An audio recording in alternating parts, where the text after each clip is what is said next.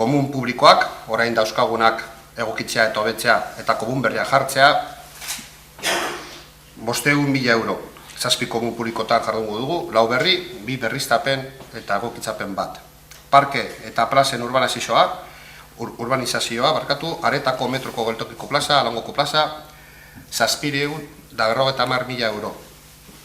Udal kiroldegietan hainbat egokitzapen jarduketa egitea 300.000 euro. Makaletako etorbidea berrurbanizatzea Salzidurre eta Fadurako biribilgunearen artean, bidearen municipalizazioa 1.380.000 euro.